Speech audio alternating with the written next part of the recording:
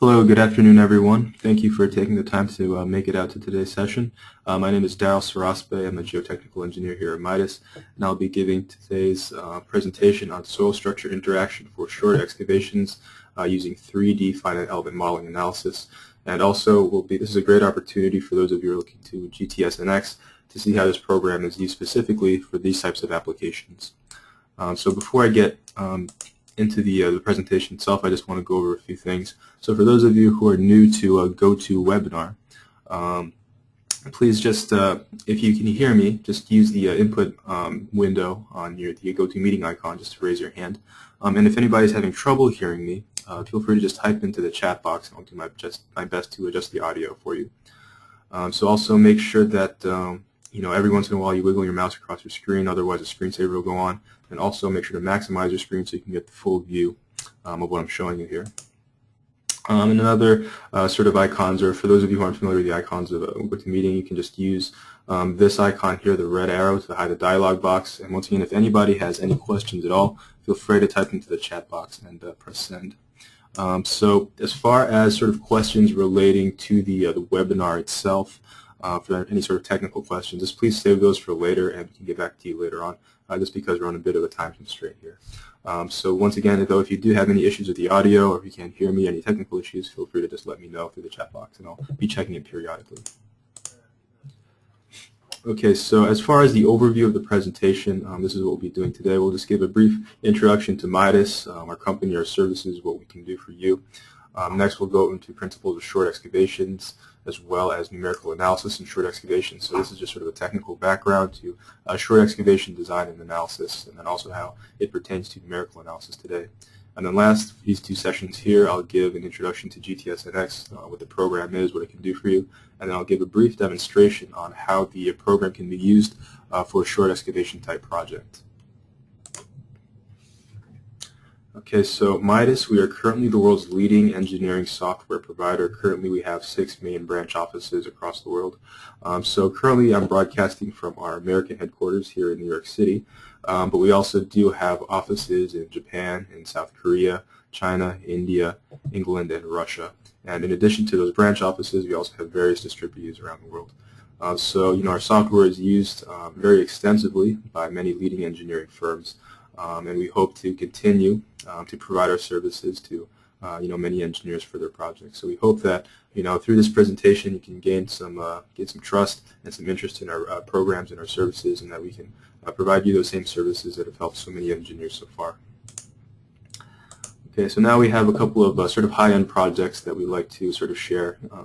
So first, there's the Burj Khalifa Tower in the United Arab Emirates. This was modeled and analyzed with our engineering program. So the foundation was modeled with actually GTS, and then the superstructure was modeled with MIDAS Gen.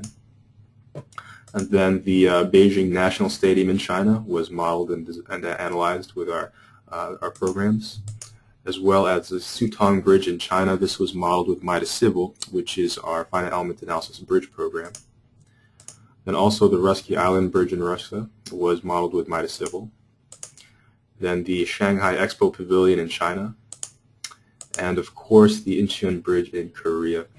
So these are just a couple of examples of sort of larger high-end projects that our programs have been used for, but also keep in mind that our programs are used for sort of typical everyday projects as well, so it's very versatile in that respect. Okay, so in addition to our software, another great and valuable service that we provide is online training. So, as you can see to these pictures on the right here, we have various sort of live seminars and conferences throughout the year. These are just a couple of pictures from our bridge seminar in New York City that took place recently. And then here's some other pictures from sort of seminars we've had around the world. So in Asia as well as Europe especially, we're having a lot of conferences. So just keep a lookout for the invitations that we send you. These are great opportunities to learn about new technology, to network, and then also to sort of gain some understanding of modern design practices that are being used. So these services or these seminars themselves, they're free, and so they're no cost. And then also, in addition to these live seminars, we have many sort of online sessions, such as the one you're attending today, where you can continue to expand your professional knowledge, and where you can continue to see what options you have out there that are available to you to help you work with greater efficiency. This particular session isn't interactive, but if you do have interest in learning more about our programs, or if you want to, I guess, maybe set up an individual session, you could follow up with your local representative, and we could set up an individual interactive session where you can, answer your questions directly, and maybe go over a specific project type that you have in mind. So these are interactive and they're customized sessions. Okay, and then as far as the relationship that we have with our clients, we like to make sure that they're ongoing.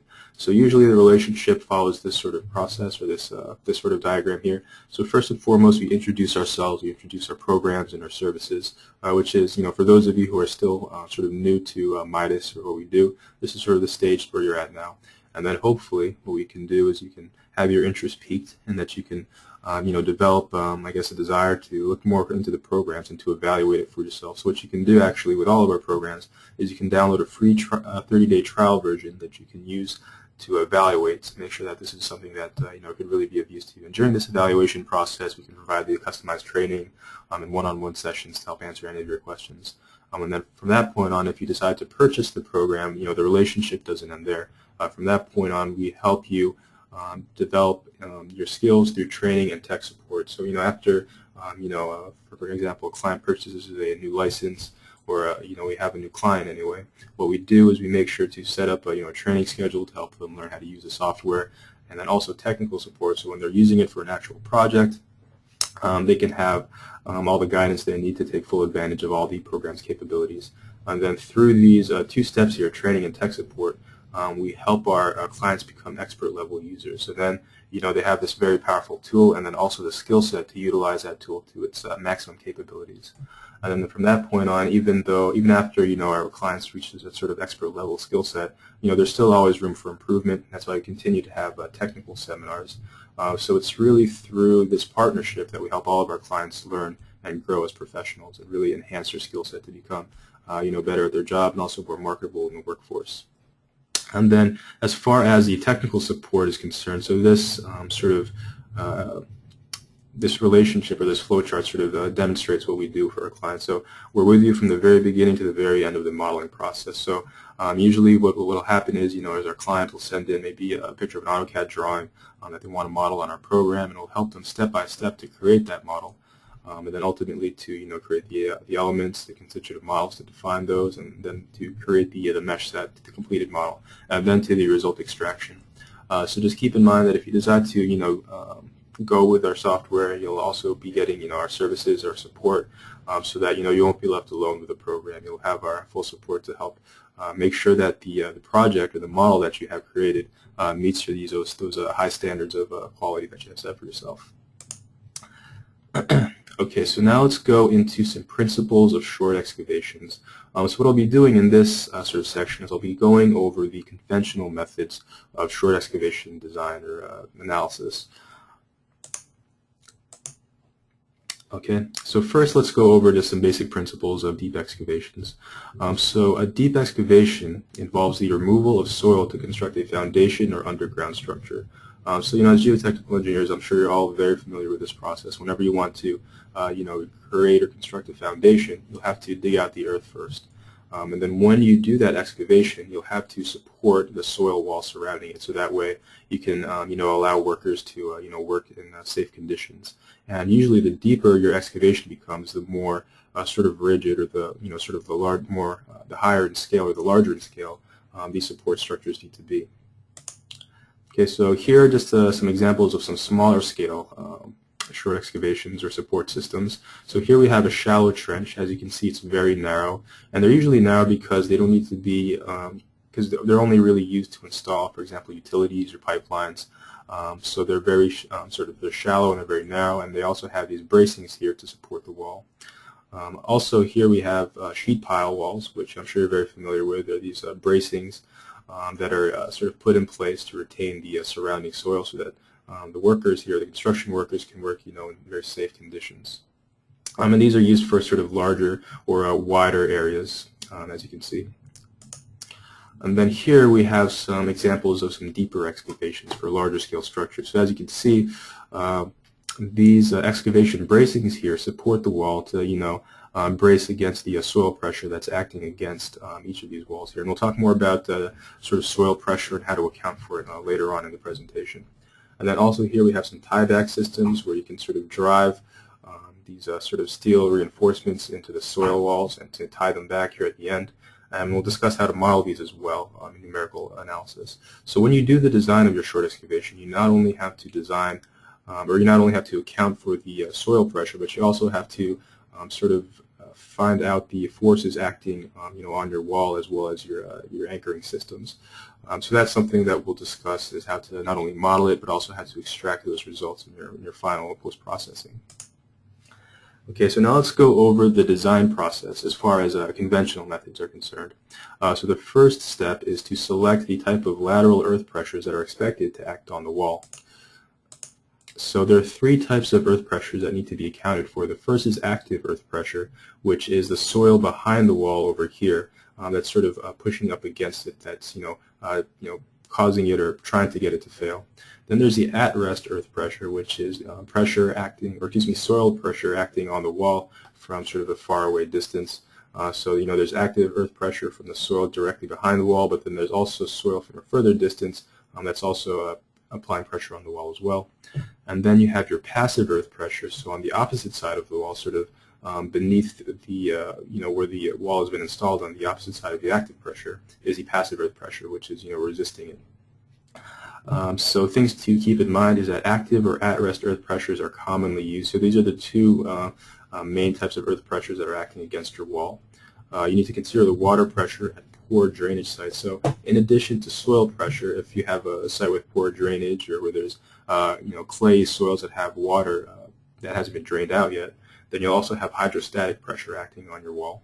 And then you need to multiply by the factor of safety as directed by codes, depending on where you're working. I suppose the safety codes might vary differently, so there might be different factors of safety. So it's really important to understand, or to get have a knowledge or an understanding of sort of the codes that are being used in your area as they apply to short excavations and the design of these walls. So once you have the types of lateral earth pressures calculated, the next thing you need to do is to apply external stability checks to ensure the overall stability of the shoring system. So this is done just by getting the ratios, or your factors of safety. So for your passive resistance of shoring systems, the factor of safety of the sliding resisting horizontal forces divided by the driving horizontal forces needs to be about 1.2 minimum. So the resisting horizontal forces are simply the forces that are that are keeping your wall in place, and the driving horizontal forces are your active, your at-rest, and your hydrostatic pressure acting on the other side of your wall. These are the forces trying to cause it to fail. So essentially, for every let's say it's in terms of newtons. If you have 1 newton of driving horizontal force, then by this ratio you need to have 1.2 newtons acting against it minimum. Now, as far as moment, the factor of safety of overturning resisting moments divided by driving moments has to be a 1.5, so it's a little bit higher. So that's something we'll discuss in the next couple of slides, is just how the moment needs to be accounted for in addition to the sort of sliding pressure or sliding forces.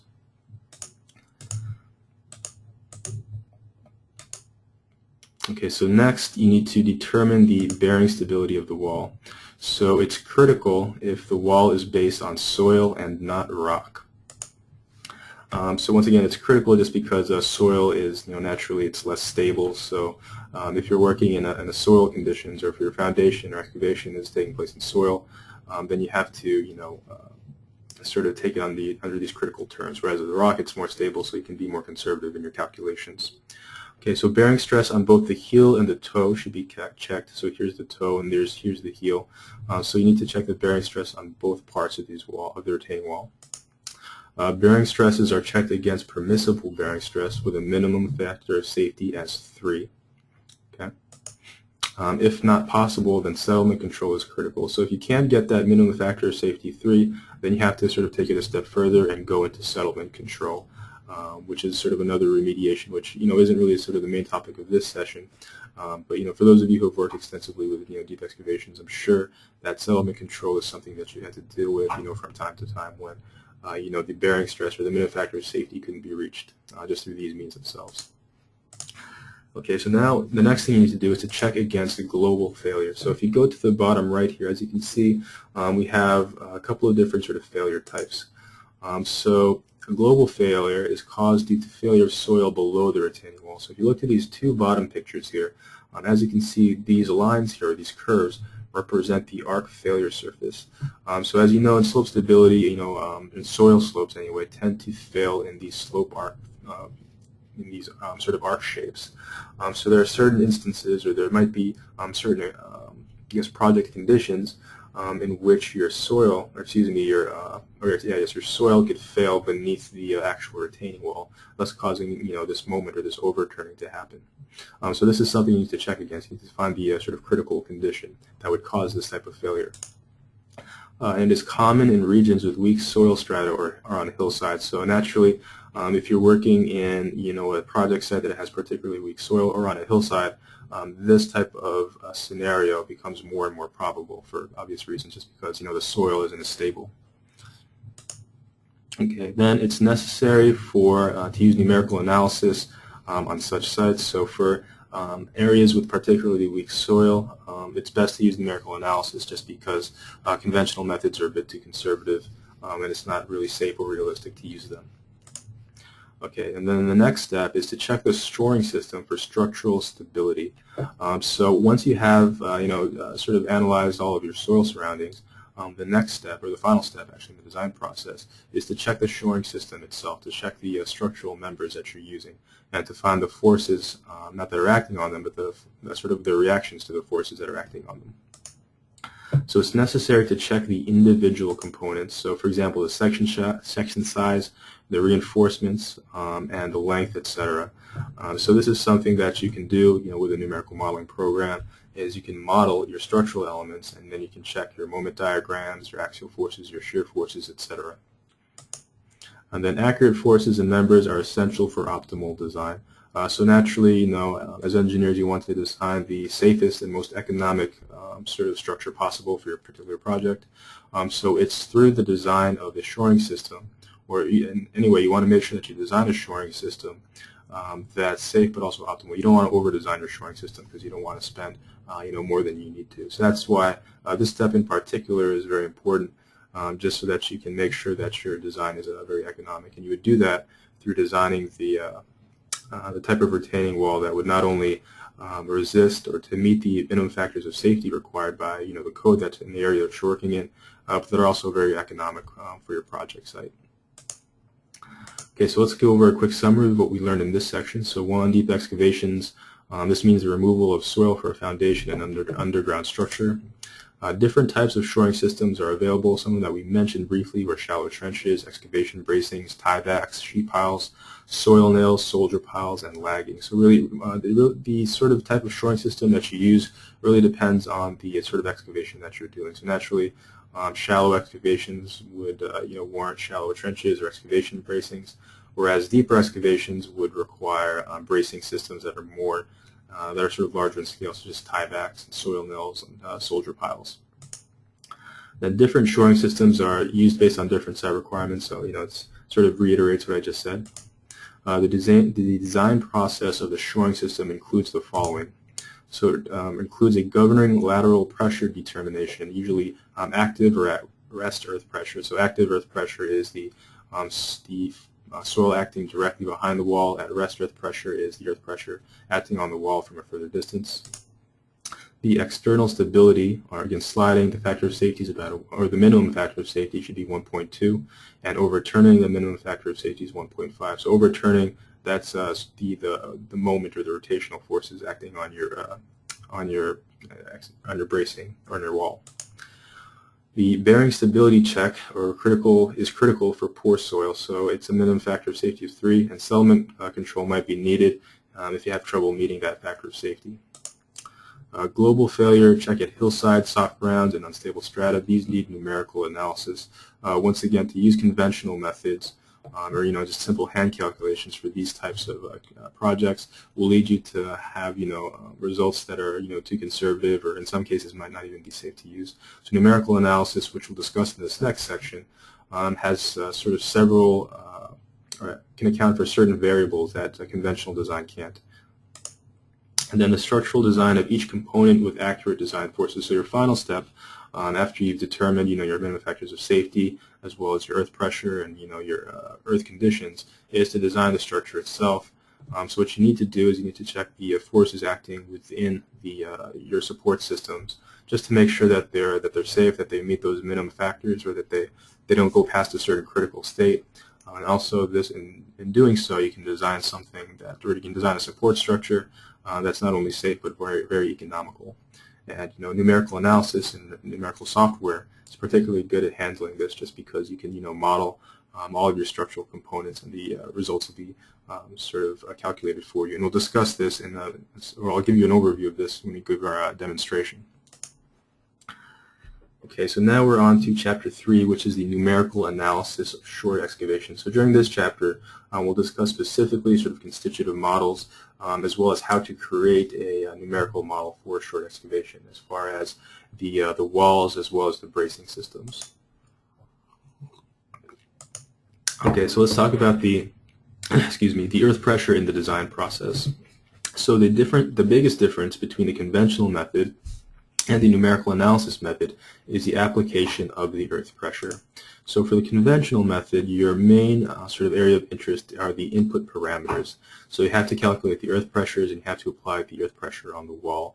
So that's your main concern. So the thing is, with numerical analysis, let me hit this point first. So this is good for a shallow excavation. So if you have a smaller scale conventional project, for example, like a trench type foundation, or a very simple small scale sheet pile wall, what you can do is you can use a conventional method, and even though the results you get will be conservative, they won't really affect the project cost or the project quality. So you can use a conventional method just because it's very easy to use and very efficient. However, for deeper excavations, the conventional method isn't very practical. So as far as numerical analysis is concerned, your main focus will then be, instead of input parameters, it'll be on the output results. So for numerical analysis, you have to have a certain skill set that applies to modeling. So the engineer has to create mesh for the ground as well as the wall. So you have to be able to understand how to use a particular tool, particular program you're using, obviously, to create these components. So you need to understand how to create mesh sets for soils as well as structural components such as walls or bracings. Then you also need to have an understanding of the constitutive models for soil. So typically, when you're doing a numerical analysis, you'll already have certain soil parameters ready for you. So you don't really have to worry about those input parameters. You just have to worry about or you just have to input them, and then you have to focus on analyzing the results that the program gives you. So as far as constitutive models, in order to really be proficient at numerical modeling, it's good to have an understanding of the various constitutive models that are available to you. And what we'll do during this presentation is we'll go over 2 specific constitutive models that are commonly used in shallow excavations. And then next, you have the stress and strain that are calculated based on the constitutive model and the external load. So actually, when you're doing a numerical analysis, you don't actually have to calculate the earth pressures yourself. All you have to do is have an understanding or have the ability to create a model for the program to analyze. And then once you do that, the program will calculate all the earth pressures for you. So once again, instead of having an understanding of how to model earth pressures, or not model earth pressures, but calculate earth pressures, it's really just comes down to being able to model them accurately based on creating the geometry and then also selecting the correct constitutive models. Okay. And then after the analysis, the engineer can obtain stress, also known as earth pressure, for each direction. So once again, this is something that the program takes care of for you. And then this is a must-use for deep excavation. So, when you go to get to larger scale projects, for example, if you're doing like an excavation for a high-rise building, that's very complex. There's going to be multiple construction stages, and then also the support systems or the bracing systems will be much larger in scale, much more complex. So, as you can imagine, the conventional method would not be realistic for that, just because there's so many variables that the conventional method can't take into account, that numerical analysis, however, can take into account. So that's one of the really the important things about being an engineer in today's modern world, is you need to have an understanding of numerical analysis at a very basic level, even just because it's something that everybody needs in order to handle those larger scale projects or those higher end projects. So if you really want to sort of stretch your abilities as an engineer, really numerical analysis is very key in order to allow you to work on those larger scale projects. That being said, it's important to have an understanding of conventional methods as well, just because they've been around for a very long time and they're very useful for those smaller scale projects. Okay, so now let's go into common constitutive models that are used in geotechnical analysis. So I'm sure you all have a basic understanding, or at least acquainted with, these various material models.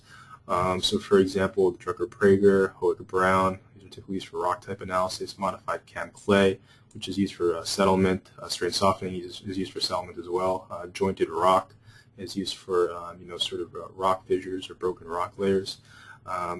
So you should be acquainted with these material models. But the reason I have these two constitutive models sort of in bold here, the Moore-Coulomb and the modified Moore-Coulomb, is just because these constitutive models especially are used very commonly, especially for short excavation type projects.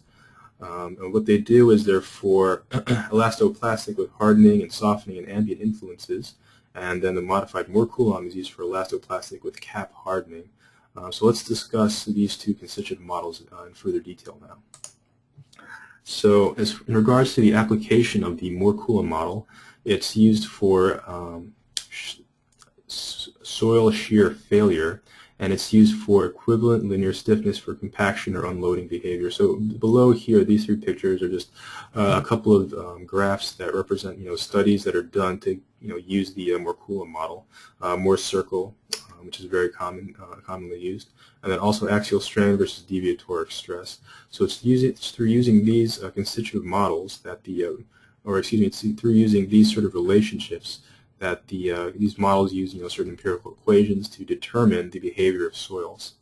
And now for nonlinear and compaction and shear failure, you can use the advanced constitutive models called the modified Moore-Coulomb model, also known as a hardening model.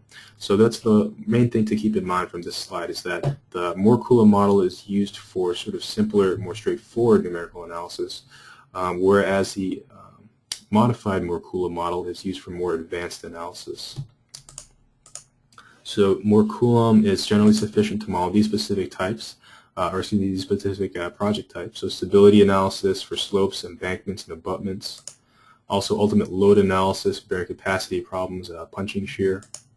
And then soil structure bond failure for ground anchors, soil nails, or geotextiles. So as you can see, this covers a very sort of wide array of geotechnical programs, and it covers ones that are sort of day-to-day or that are most common. So that's why the Moore-Coulomb model is so important to use and to understand, just because it's it's the one that's used the most often.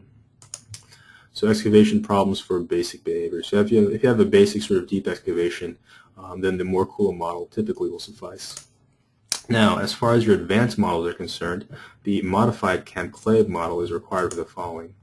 Settlement analysis of foundations and embankments on soft soils. So if you have like a project that's located on clay saturated soil where you'd expect sort of long-term drainage or long-term consolidation, then these advanced models would be used, just because there are certain parameters that the Moore-Coulomb doesn't take into account that need to be taken into account to realistically predict settlement over a long period of time. And then undrained or over-consolidated silts and clays, and then consolidation of soft soils. So once again, usually it's a combination of the modified Moore-Coulomb model and the modified CAM-clay model that are used to do your settlement or do your drainage type analyses. And then deep excavations for detailed behaviors. So if you have, for example, if deformations in particular or in settlements are of particular importance to you, then the the modified CAM-clay model would be, the modified Moore-Coulomb model is typically your best option, just because there are certain variables that the program, that the constitutive models takes into account that allows you to better simulate this detailed behavior. So advantages compared to the Moore-Coulomb model. So this is the advantages of the modified Moore-Coulomb model, or the hardening model, as opposed to the Moore-Coulomb model. So some of the advantages include better nonlinear formulation of soil behavior in general, both for soft soils and harder types of soil. Distinction between primary loading and unloading and reloading, so it's more detailed in that respect. The stress history of pre-consolidation stress. So if you have pre-consolidated clay that needs to be accounted for, you would use the modified Mercula model or the modified CAM clay model. Different stiffness for different stress paths based on the standard tests, and then it's suitable for unloading situations with simultaneous deviatoric loading, so for excavation. So with your excavations, for larger scale excavations anyway, you'll have a lot of loading and unloading, especially if you have construction stage analysis where equipment's being taken in and out, or temporary supports are being put in place. This is particularly useful for simulating that. However, there are some things to keep in mind when using the modified Mercula model. First and foremost, that it's difficult to obtain all the parameters. So, as I mentioned before, when you're using the modified Mercula model, there are other parameters that need to be taken into account. And in order to get these parameters, you'll have to run sort of extra lab tests, or you'll have to do extra research. However, some of the complications that arise from getting these parameters is that that it's not always you can't always rely on them as much as you would like. So sometimes, in some cases, actually, it might actually be better to use the Mercula model just because the parameters are more readily available, they're easier to obtain, and you can have greater confidence in them. Whereas with the modified Mercula model, there may be instances where you can't maybe get the parameters with confidence. Then it would be best just to go to the Mercula model. Just because when you do any sort of analyses with these constitutive models, you really want to have good confidence in the input parameters that you use. Otherwise, the results that you get might not be as reliable as you would like them to be. So that's just the basic comparison of the Mercula and the modified Mercula model. And when we go to our sort of sample project, I'll show you sort of the different input parameters that are needed for each. Okay, so now let's discuss material behavior in the excavation process. So as far as unloading due to excavation, vertical unloading at the excavation bottom, horizontal unloading behind the wall. This may be accompanied by shear plasticity. And then primary loading due to pre-stressing. And then the modified Mercula model is preferred for nonlinear elastic unloading and reloading behavior. And then shear plasticity due to horizontal unloading. And the stiffness is better for a prediction of trough settlement. So this is just, once again, the three sort of material behavior types that you need to keep in mind. So unloading due to excavation. So once the soil is unloaded from the sort of the top layer, the bottom layers are going to have, if they're clay, they're going to be over consolidated. So once again, you need to understand that relationship. Primary loading due to pre-stressing. So when you have your equipment or when your structures are being put in place. So you'd use the modified Mercula model for this type of behavior if you want to analyze this type of behavior in detail. So now let's go into the summary of material behavior. So Mercula, one of its weaknesses is that it has very unrealistic deformation. So the reason it has that is because it uses a single value of E, or Young's modulus, and this fails to cater to complex materials at various zones. So it's very conservative in that respect. You have a single value of Young's modulus when in reality the Young's modulus of your various materials differ from area to area. And also it overestimates the bottom heave, and sometimes it overestimates the heave of the soil behind the wall. So for those of you who have done or used the Mercula model for your excavation projects before, I'm sure you've noticed that oftentimes you have this, when you're analyzing your deformations anyway, that the program that you're using will show you this sort of large heave at the bottom or behind the wall. And typically it's good to just take those as negligible. It's really due to something called the stress relaxation coefficient, which I don't want to go into detail now, but just keep in mind that when you're using the Mercula model, these unrealistic deformations are just one of the shortcomings of it. And then soils below excavation behaves with E sub R. Soils behind wall behave with E sub 50. Use of E sub 50 is too conservative. So this is just once again reiterating that the use of a single E, or a single value for Young's modulus, leads to very conservative results. So for the advanced material, or the Harding model, you can get qualitative, realistic deformations. So soil stiffness for isotropic loading, shearing, and unloading, or reloading can be catered for automatically in the model, so that's a huge advantage. More realistic bottom heave and improved settlement trough behind the wall. So just keep in mind that when you're using the modified Mercula model, or any sort of hardening model, your deformations are much more accurate, and you can have much more confidence in the results you're getting with that respect. So for the Mercula model, if you have a project site where settlement and deformation isn't a particular interest or concern to you, then you can sort of take these unrealistic deformations that you get in your model as negligible. Most engineers that I know, when they do this type of analysis, they just ignore the deformations and then just focus on the strains acting on their, or the strains of their support and their bracings.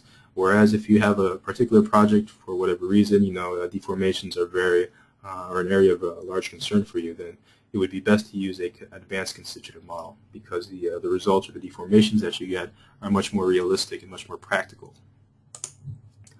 Okay, so now let's discuss how to create a supporting system in numerical analysis. So here we have, different sort of supporting systems, anchors, and tiebacks. So just to explain this picture here, here are your bracings, your sheet pile walls, and then these lines here, these 1D elements, are your anchors, and then these lines here are your bracings. So if you're modeling anchors or tiebacks, you want to model them as 1D elements, or as line elements, and they're designed for axial forces, so you want to use truss elements. Now there are two types of anchors or tiebacks. They're bonded and unbonded.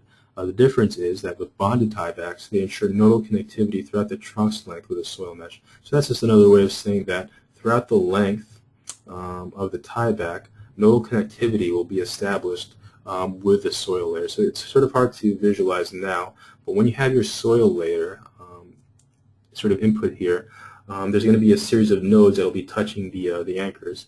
So it's just really important, if you have a bonded type element, to make sure that those nodes line up with the nodes of your soil. However, for unbonded tiebacks, the truss should be connected only at the start and end with a soil mesh. So for an unbonded tieback, the only nodes that would be present would be at the ends. So there'd be like a node here at the very tip and a node here at the other end of the tip. That's for unbonded tiebacks. And then, of course, pre-stressing force should be applied axially along the truss for pre-stressed tiebacks. So as far as pre-stressing forces, most programs have a special feature for that where you can model it. GTS NX has one as well, where you just enter in your pre-stressing, you select your elements, and then it'll be applied to those elements. Okay, so for soil nails, these are modeled as truss members, and then nodal connectivity should be maintained with a soil strata mesh. So once again, if you're modeling a soil nail, just make sure that nodal connectivity is established throughout the entire length of the nail. So there'll be a series of nodes going along the length of the nail, and they'll be connected to the soil, just like a bonded tieback.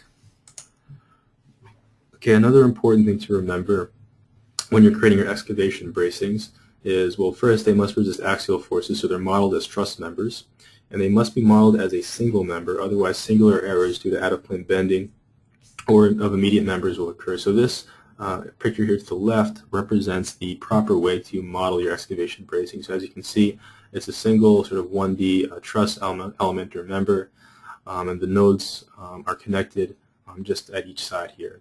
The picture here to the right just shows the incorrect way to model your bracing. So as you can see, there are 3 nodes going along the length of it. Really, there should just be a node at the end and over here at the other end. There shouldn't be any nodes between those. The reason that this is incorrect is just like the bullet point says. If you model it this way, you'll get out of plane bending just because of the way the nodes are set up, and that's that'll lead to very inaccurate results. So it's actually much easier to model bracings correctly as opposed to incorrectly. It's actually easier just to draw your lines from one node to the other. It's actually modeling it incorrectly takes more effort. So that's just another thing to remember before you run your analysis. Just make sure that all of your bracings are modeled as such that there's no nodes in between the tips or the ends. Okay, so then let's go into how to create a supporting system in numerical analysis. So if you look to the right here, we have 2 examples of support systems. One's in 2D and one is in 3D. So as far as 2D analysis is concerned, soil is modeled with plane strain. So these are 2D plane strain elements here, and it's designed for the wall itself is designed for axial bending and shear effect, and it's modeled as a beam element. So if you look to the right here, this piece here is a 1D element, and the reason it's sort of wider is just because a certain structural property has been assigned to it. But then another thing you need to remember is to ensure nodal connectivity. So along the length of this structure, there'll be nodes, and you have to make sure that each of these nodes lines up with a mesh that it's pressing up against. So the nodes need to sort of link together with the soil in order to get your proper deformations and your proper strains, etc. Now, when you're doing a 3D analysis, the soil is modeled with solid elements, also known as 3D elements. So as you can see, all of the surrounding soil here, they're modeled in with these 3D elements. And then the wall itself is designed for axial bending and shear effect, and this time it's modeled as a plate element, not as a beam element. So if you look over here, as you can see the mesh in this area, it's a different color than the mesh over here. So this is just to let us know that this mesh consists of a different material property than this mesh.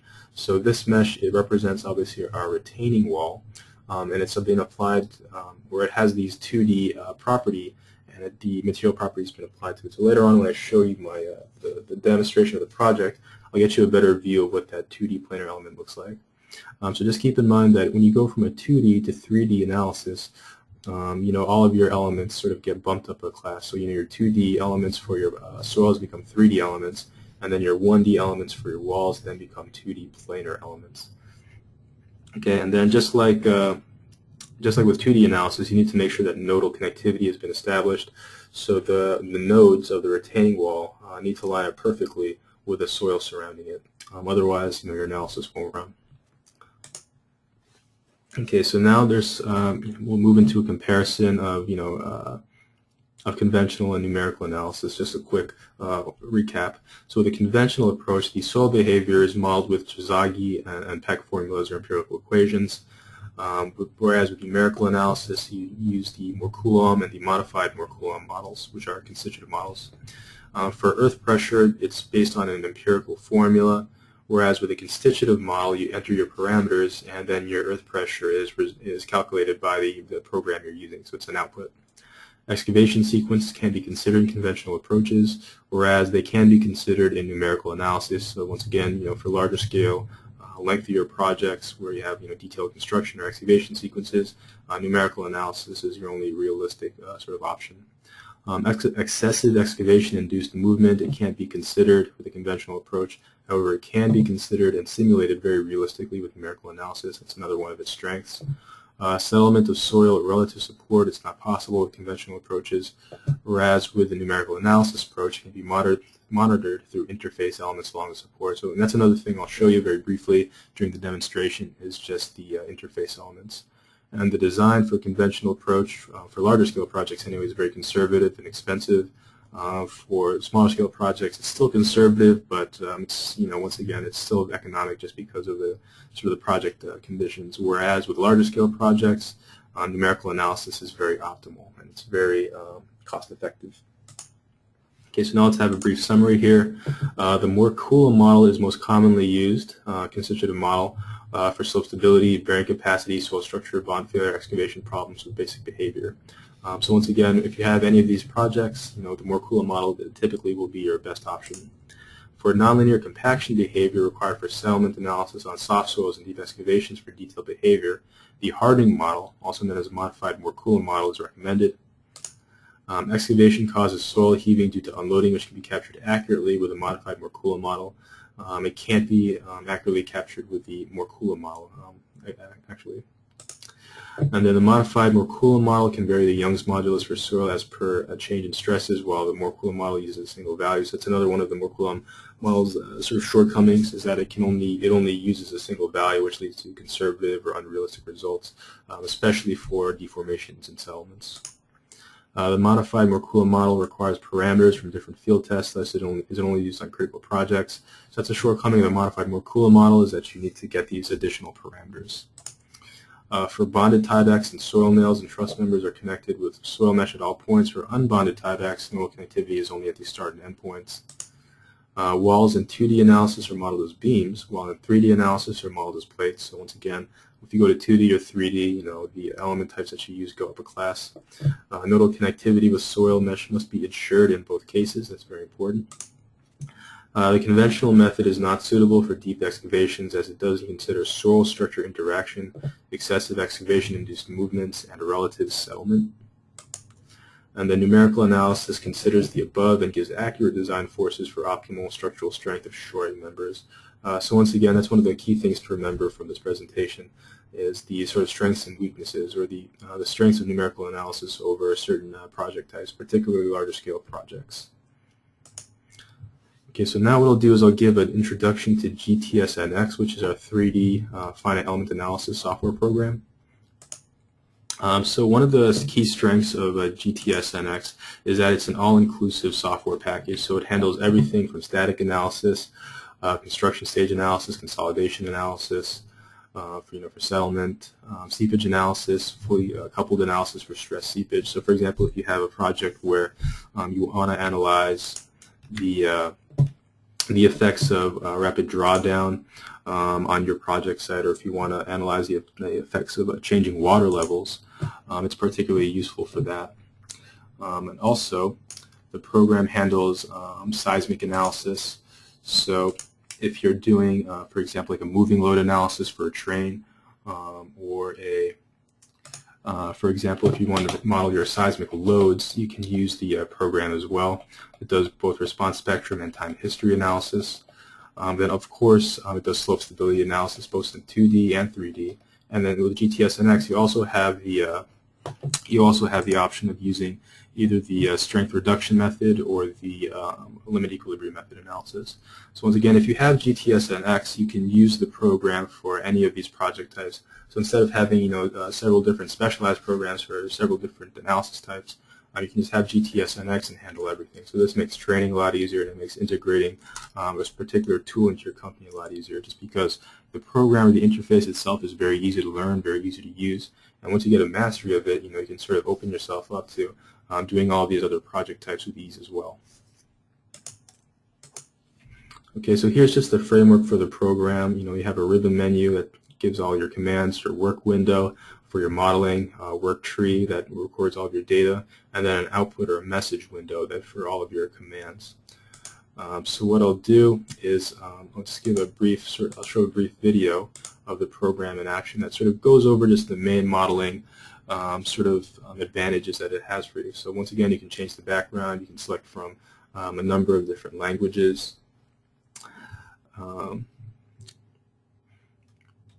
And as you can see, that ribbon menu is very sort of advanced in that it has these very large icons. It makes it very easy to recognize the commands that you want to use. So if you look here, as you can see, the engineer has sort of several tabs open at once. Each of these tabs represents a different project. So you can have multiple projects open at once in a single output, and you can go over them individually.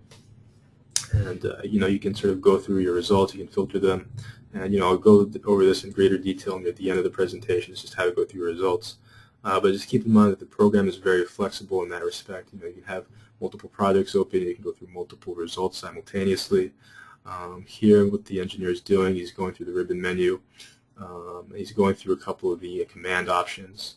So here, as you can see, all the commands, their instructions are included for each one. So for those of you, I guess, who are new to numerical modeling or who will be new to this program, it's very easy to just sort of start picking up how to use the program just by following those instructions that are given. So here we have the mesh generator feature you can use. You can control the sizing and the shapes of your meshing. The mesh generator is very quick, so as you can see, meshing is done fairly quickly. Then also, if you want to apply any sort of loads, you would just select your surfaces and apply them. So the interface is very user-friendly, very straightforward. Usually engineers that start using it within like a week or so, they'll have a mastery of the basic commands.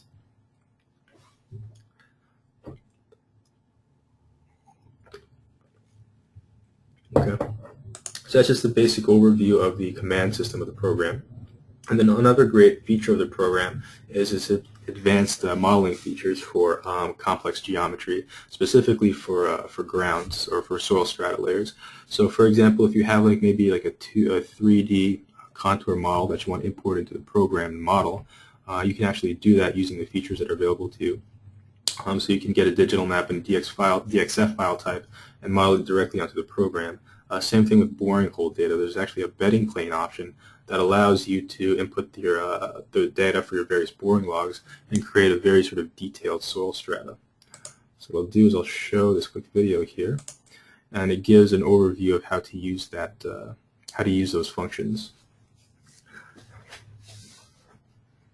Okay, so as you can see, you can just select the AutoCAD file directly from your computer, and then it'll import it directly into the program. So here's your 3D AutoCAD drawing, and here are your boring logs.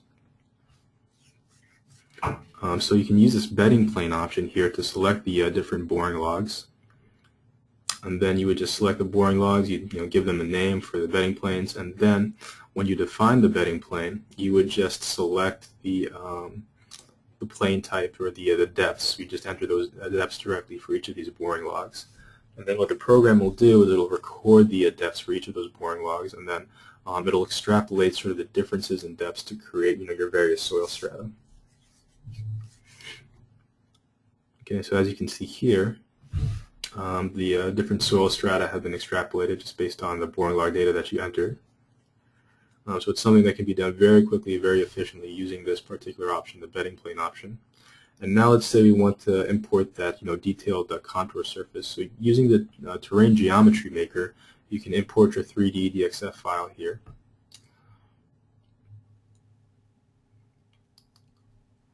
Okay, as you can see, here's your side view and here's your overhead view. And now what you'll do with this is you'll use this information, or you'll use this data to create a sort of 2D planar surface that you'll then be able to import directly into GTS. So after you input your parameters, you would just select OK, and then here you have that very contoured planar surface, which is based on the drawing that you imported. So you would just save it in your computer, you would exit out of here, and then now you can just import it directly. So go to Terrain Geometry Maker, click Import, and here's the file that was just created. And then as you can see, you have your contour surface there.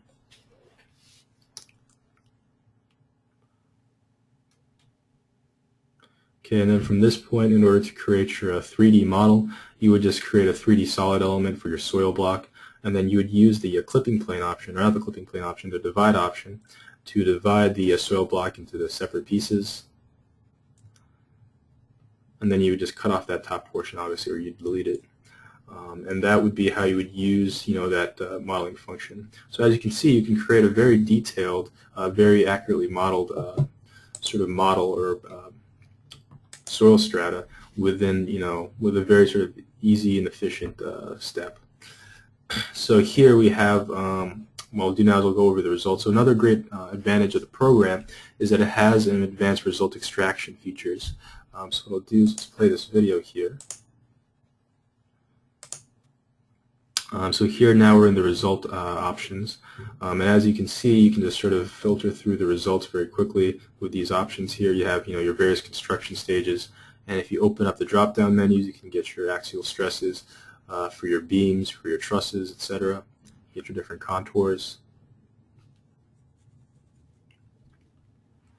You can probe your results if there's a specific sort of value you want to see, maximum, minimum.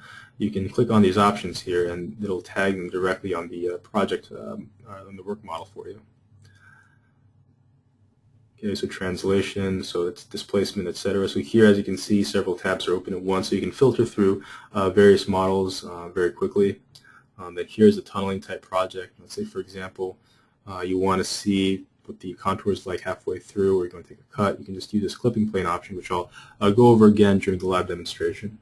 But you can use that to get something very sort of distinct, or you can use it to get a very distinct cut along a certain plane or axis. And as you can see, it's time-based, so you can see how it changes with the different construction stages. You can show certain points.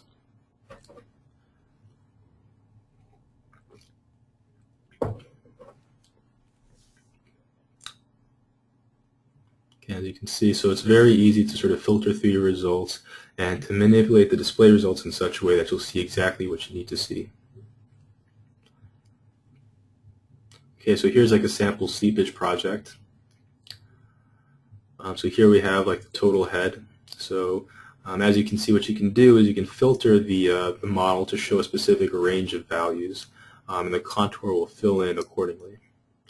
Then also, if you want to see specific seepage results, so say you want to get your flow paths, what you can do is you can select a certain number of nodes along the length of your dam or your embankment, and the program will display your flow paths for you, as you can see. So it goes from left to right, so here's where your water is, obviously.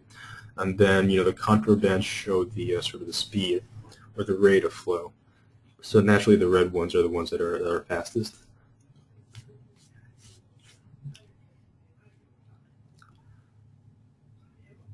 Okay. Excellent. So now what I'll do before we wrap up is I'll give a quick live demonstration of the 3D retaining wall. So I actually have a completed project here, as you can see. So here is, my sample. Here's where my excavation is going to occur. And let me go over here. As you can see to the left, here's your work window where all of everything that you created has been recorded. So let's say, for example, I want to see what my excavation wall looks like, or my retaining wall looks like, along with the anchors. What you can do is you can turn off the layers or the sets that you don't want to see. So let's hide the conventional buried, or the colluvium, the weathered soil, and the buried layer. So here, and let's zoom in. As you can see, here's my retaining wall, and then inside here is my excavation. So I actually have these sort of excavation sort of slices separated. So I can turn these off, and as you can see, this is how my excavation will occur sequentially. So 3, 4, and 5. And then my final excavation sequence here. So as you can see, these are my anchors, and these are my bracings. These are modeled as 1D elements. So I believe these are unbonded, so there's no nodes. The only nodes will be at the end or at the tips. As you can see, there's little eye icons all over the retaining wall. So that's just to show my soil structure, my interface properties. So if I scroll down here, if I look to the left, you see, oh, here it is, plane interface. So as you can see, I have a set of interface elements defined for my retaining wall just to simulate soil structure interaction. And that's something that can be done very simply with the wizard, or the interface property wizard that's included in GTS. So now let's go take a look at our constitutive models. So as you can see, all my materials have been defined. But if I go to, for example, weathered soil, let's take a look at that. As you can see, I have my modified Merkula model, and these are the parameters that need to be taken into account. So when you're using your Merkula model, these would just be the main parameters. But with the modified Merkula model, you have these nonlinear parameters. For example, you have your distant Young's modulus, that you need to sort of input, reference pressures, etc. So also, if you're using any structural materials, you go here. As you can see, I have structure turned on. This is elastic, so I believe this is for I think the steel for my anchors. So you just input this menu, and as you can see, it just has general properties. So since the behavior is linear, you don't have to worry about nonlinear parameters for that. And then, of course, you have your interface materials, which are defined with a wizard. That's very simply K sub n, K sub t. Once again, the program that can actually define that for you, if you enter in just a couple of other values, all this will be calculated for you through a wizard. And then also for your structural properties, let's take a look at, for example, my anchor. So as you can see, for my anchor, for these 1D elements, I have a specific section property assigned to it, which is the solid round shape. But you can choose any one of these shapes that you need for various structural properties and just enter in the parameters. And then once you assign it to a 1D element, the 1D element, or the program anyway, will recognize that the 1D element has that particular type, or section type assigned to it. Okay. So, and then also before I continue, I just want to show you that as far as the constitutive models are available to you, all of the models that I showed you in the PowerPoint are available to you in GTS NX. So there's no limitation once again to any sort of constitutive models that you need to use. All the ones that are most popularly used or most widely used in geotechnical engineering have been included here for your convenience. Okay, so let's turn on this mesh. And another thing I want to show you is the construction stage analysis sequence. So something that we discussed in the presentation is just how with numerical modeling programs, or one of the strengths anyway of numerical modeling programs, is the ability to model staged excavation or long construction stage sequences. So in order to create that in GTS, it's very simple. Just go to stage set, and as you can see, I have my construction stage defined already. But let's take a look at it. So as you can see, in order to define your construction stages, you would just use these 3 input menus. So the input menu all the way to the left has all of the sort of mesh sets that you've created already, as well as your boundary conditions and your static loads. And then this input menu here shows your activated data. So for example, we're in stage 1, foundation, pre-construction conditions. So this is everything that we want present in this construction stage. So right now, there's no retaining wall, there's no other loading, etc. It's just all of our soil layers. And you would just assign that by using the drag and drop option to move your selected data from the set data to the activated data. So now let's go into stage 2, install the wall. So as you can see, now I have my sheet pile wall, my interface elements created as well. And now if I go to stage 3, As you can see, now the excavation is taking place, and now this is sort of starting to be dug out. I've taken out the stage 1 excavation, and I've installed struts and wailings, and I have different stages for each. So it's sort of sequentially that these struts and these wallings are being included. So as you can see, the excavation gets deeper with each stage. In each stage, one of these gets deactivated, so this is stage 2 getting taken out. Then I have, I'm installing my support system sort of sequentially here, and then finally I have my final excavation. Okay, so that's how you would do your construction stage analysis. It's very simple and straightforward in that respect. So now let's take a look at what our results look like. So after you run the analysis, let's go to post-processing here. After you run the analysis, if you have a construction stage analysis, you'll have several different cases to search through. So let's go to stage 1, displacement, total translation. So as you can see, it's all in blue because it's 0, nothing's really happening as far as displacement. But now let's go to stage 3 here, where I have my first excavation occurring. Let's check out our total translation. So as you can see, that area in red represents, where the settlement is starting to occur. And that's actually, if you go to the result options here, you can change sort of how your setting is showing. So right there, I had an exaggerated sort of deformation just to get a better idea. So there's a certain amount of heave taking place. But if I go to underformed, I can get something more realistic. So as you can see, I have my different sort of depths of settlement occurring.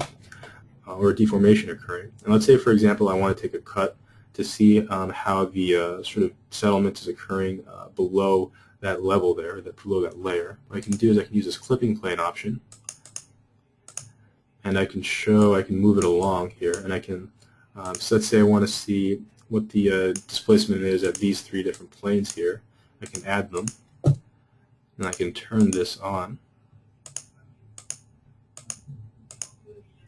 And I can sort of filter this, and I have these 3 different planes. And then also I can use my probe result option to get different sort of values along these planes. I can get my maximum and my minimum value as well.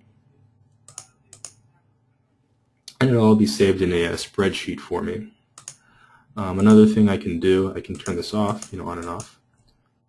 And then also, if I have a certain range of values, let's say there's a certain critical sort of value that you want to measure, that you want to see the contour for, what you can do is you can turn this on, and then you can use this ISO value, and it'll isolate, or it'll just select a certain range.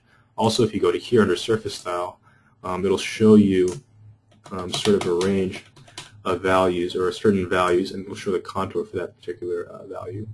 And then, just like the clipping plane option, you can show sort of multiple contours simultaneously.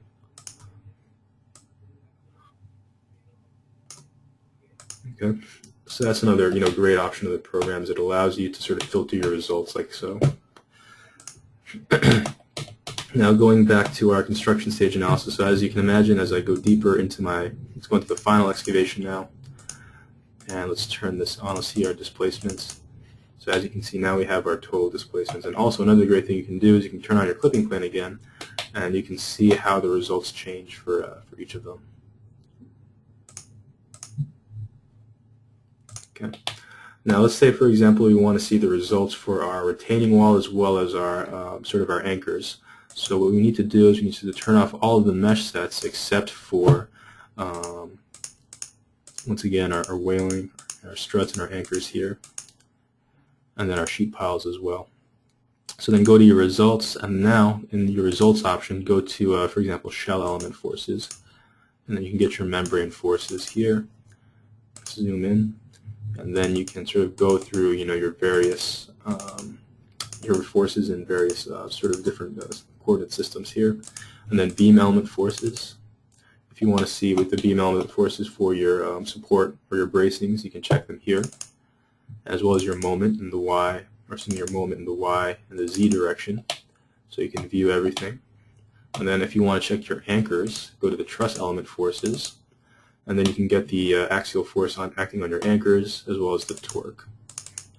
So that would be how you would filter through your results for that. So once again, that's something that's really great about numerical modeling programs, is you can get your settlements, you can get your axial or your forces acting on your structure, and you can do so for a number of stages. So once again, if you want to go back to the other stage here, so let's say we want to see what it's like in stage 4, you can filter it here, and then you can get your truss element forces, as you can see, they change a little bit. And same with beam element stresses, or truss element stresses here, or excuse me, beam element forces. And then you can see how they change from stage to stage, and you can see sort of the progression that's made as the excavation and the construction sequence takes place. Okay, so now one last thing I want to share with you all before I wrap up for today is just the report generation function. So something that's great about GTS NX is that it has a function specifically for report generation. So let's say you run your analysis, you like your results. From that point on, you just have to organize everything into a report that you can submit to a client or show to your colleagues. And that's something that can take a very long time just because the results in finite element analysis are so lengthy and so exhaustive. So in order to streamline the report generation process, the program comes equipped with a export to PDF function. So if you go here, what you can do is you can filter through all the results that you want to choose. So let's say, for example, I want to get my displacements for this and my for these stages, and let's say I want to get my beam element forces for this stage, etc. I can choose to have all these things included, and then I can import them directly into a PDF file. So in order to, as you can see, a warning shows up that it'll be slow with more than 20. So it takes a bit of it's a bit of a wait sometimes to get all the information loaded. So in the interest of time, what I'll do is I'll just show you a video that sort of gives an overview of the PDF function, or the PDF report generation function. So the video is located on MIDAS.GTSNX.com. So for those of you who want to learn even more about the program, feel free to just sign up and go onto this website here, and it'll have all the information for you. And if I go down here to this video, this will just show a brief sort of overview or demonstration of how the report generation function is used. So obviously this is for another project. But what will happen is your model will be imported directly into the generator. And just using these functions here, you can change the display settings to show exactly what you need for each page. As you can see here, your thumbnail, so you can control or you can customize what's shown in each page. You can zoom in, you can show your mesh sets, your boundaries, conditions, or supports. You can change the angle very easily. If you want to have a cross section, you can take a certain clipping plane. As you can see, you can cut it along any sort of axis to give a better view.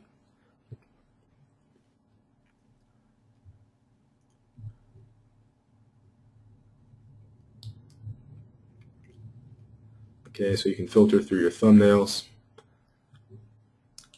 and then you can show your contour diagrams as well, and a legend will be included so that everyone who reads the report can have an understanding of what each of those contour bands represent as far as the numerical values, minimum and maximum values. You can probe it directly, so as you can see, the program automatically sort of selects or isolates your minimum or your maximum values. You can display those very easily.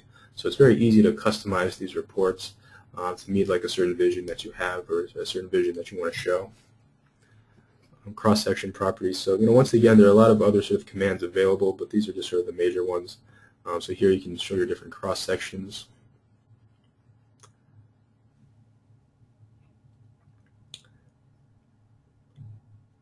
And then also, if you want to show the dimensions, you can use this option, and it'll show the measurements or the dimensions of your project, and you can display them as you'd like.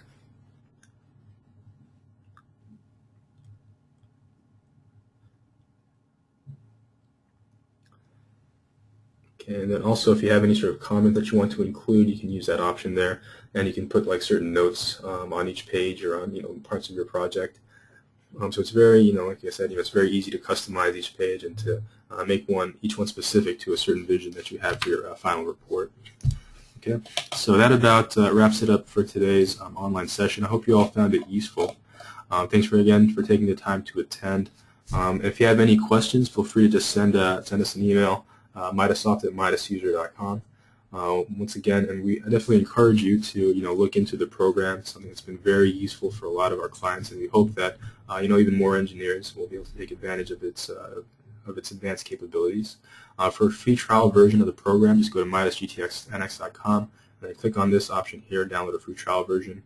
You'll be able to download the installation files. You'll have it free for 30 days. And then one of our representatives will be in touch with you to help you get started with the evaluation, and we'll help you maybe model any of your own or past or current projects on it. So once again, thank you for your time, everyone. I hope you have found this useful. I hope you found this informative, and we hope to see you again sometime soon. And have a good day.